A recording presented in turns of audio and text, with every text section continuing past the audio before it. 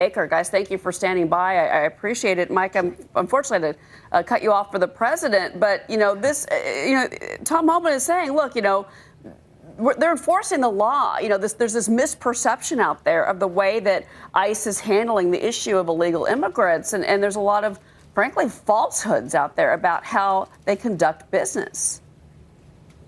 Right. Yeah. The left has taken this as a narrative for political purposes, and it's not rocket science why they view their position to be good for them down the road in future elections. But I don't think Jerry Brown's going to see the irony in California, in his state, refusing to follow federal laws and then having a town within his own state turn around and say, well, we're not following Jerry Brown because Jerry Brown's not following the Constitution. It will be very interesting to see whether this impacts other towns who may, in fact, feel the same way, but up to this point haven't been emboldened to stand up to California state leadership. Yeah, and Steve, it was interesting when the president began his remarks, he talked about the fact, let's talk about the issue of illegal immigration.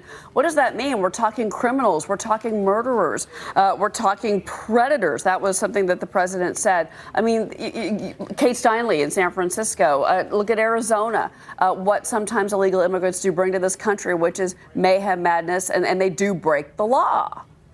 Cheryl, the president magnificently laid out a case as to why the federal government has to step in and address this sanctuary city problem. He is absolutely right. We're talking about, could you imagine, the police arresting individuals and then they're released and they go out and kill people? I've spoken to police officers. They're frustrated. They're angry. They're putting their lives on the line only to see the courts and others release these criminals. All the president wants to do, and look, he's been consistent from day one, is to protect the American people. Mike, obviously we're dealing with a lot of security situations in this country right now. School shootings, another one today. But when it comes to illegal immigration and the issue of sanctuary cities, how crucial is it, do you think, that we come to a solution in the next few months? And we have seen, it's got to be fair to say, we have seen, thanks to President Trump, a decrease in illegals crossing the border, in particular from Mexico.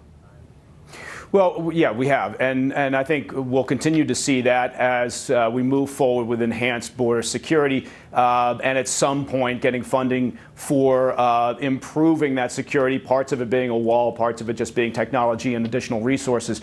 But look, this is the country, I think, if you just set aside politics, everybody can agree that we're a nation of immigrants. We're a nation that should be supportive of immigration. I think everybody also, if you set aside politics and try to deal with this civilly, can agree that our immigration policies have been broken for a very long time. So if we could find that common ground and then say, now let's work on certain things. And this administration, I think, surprised and frustrated and put the left on their back foot by coming forward with the DACA proposal as an example. 1.8 million people could benefit.